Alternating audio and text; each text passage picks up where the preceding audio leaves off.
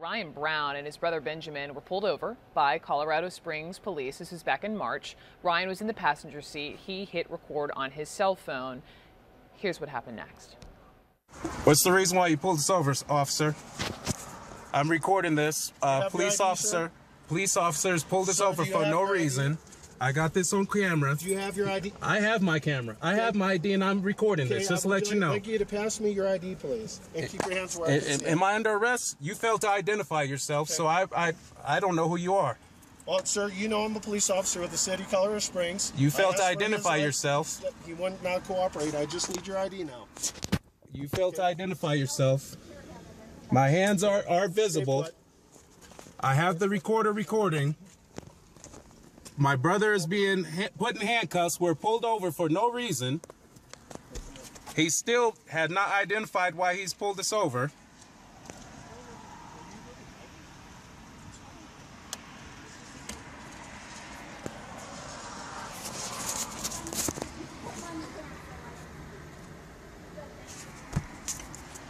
Now I'm being perceived as a threat because we're being pulled over for absolutely no reason.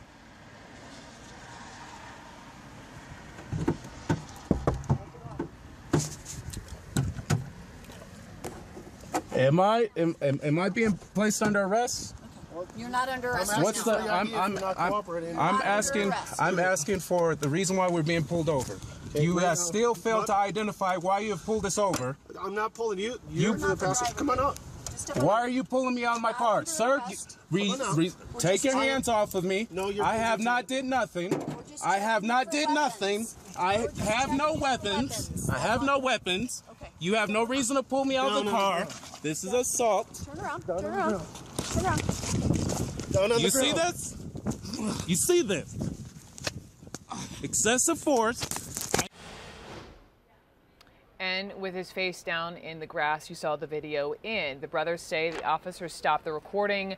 They were placed in police cars and served for resisting and interfering with a public official. They ended up being charged with a few other minor offenses. And the man you saw there, Ryan Brown, he now joins me. He is joined by his attorney, Daniel Recht, former chairman of the ACLU of Colorado. And with me here in New York is Steve Rogers, an expert in community policing and a retired detective lieutenant of Nutley, New Jersey Police. So welcome to all of you. And I've also have the response here from Colorado Springs Police Department. So we're going to get to that. But first, Ryan, let me just begin with you. We saw some of obviously what happened because of, you pulled out your cell phone. But my first question is, what happened between when police pulled you guys over and to when we see your brother getting handcuffed out of the driver's side of the car? Yes. First of all, I want to say thank you for having me. Sure. The officer, when he pulled us over, he approached the vehicle. He asked my brother, he asked him for his license. That was the first thing he asked for. My brother explained to him that, hey, I don't have my license on me, right? We live right here. We're right down the street. We live a couple houses down. He explained that to the officer. I have no problem getting my license for you. From then, the officer just told my brother to get out of the vehicle and come to the back, come to his patrol car, and so he could identify him. At that point, I told the officer, unless my brother's under arrest, I don't understand why he has to get out of the vehicle. Apparently, I guess the officer didn't like my response to that. He didn't like that. He opened the door. He pulled out his taser. He armed his taser. He pulled my brother from the vehicle. And that's when I told my brother, just get out and, comply with his orders. And then from that point, that's when I grabbed my camera and started recording. So were the two of you arrested? What happened after the video ended? I was placed in handcuffs and thrown in the back of the cop car for it seemed like forever, about 30, 40 minutes. And then they let you go? Then they let me go. They served me and released me. Okay. Initially, oh, I'm sorry. No, initially, please, they go ahead. told me that I was going to be placed under arrest. Okay. Okay. I just want to walk through this step by step, and I have police detective sitting next to me because I have a couple of questions before I want you to continue, Ryan, with you. So, Steve, when you look at the police report, it indicated that traffic stop was driving slowly in a high crime area. Can you just explain that to me first? Brooke, had you and I have talked about how everything boils down to training. Right. Had the officers had reasonable suspicion, and that's a key word, that these individuals were armed and dangerous, then what they did was appropriate to protect themselves. But that was not the case.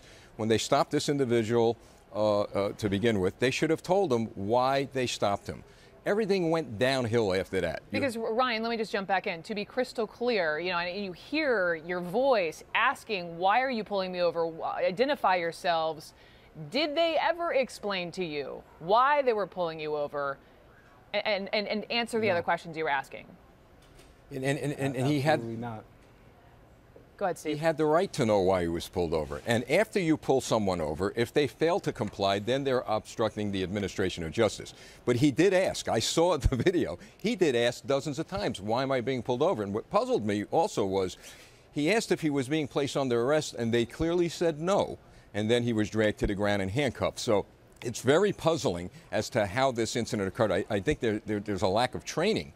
And that has to be addressed. Okay, let me get back to the training, but also just to be fair to the Colorado Springs Police Department, here's what I have. It's just a line.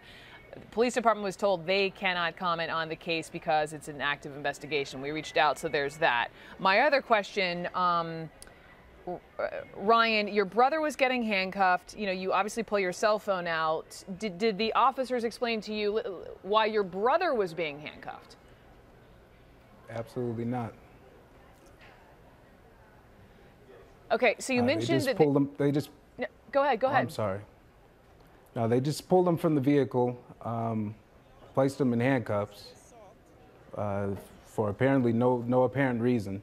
At least we were given none. Hey, Brooke, let's be clear. Why was he put in handcuffs? Because he was a young black man. That's what happened, and it was lucky enough that his brother caught this on video. And in the beginning of the video, you'll see outside of the passenger side window, and the passenger, my client sitting next to me, did nothing wrong. A gun has already been pulled on him. When he starts the video, there's a gun on his head right from that second forward. And he had done nothing wrong, except be a young black man. I got to tell you. You got to jump in. When people throw the race card into every single police incident, it does boil my blood. These police officers, they have some explaining to do, but to say it was because of race is really unfair. The police officers, look, we had an officer die in the city of New York last week.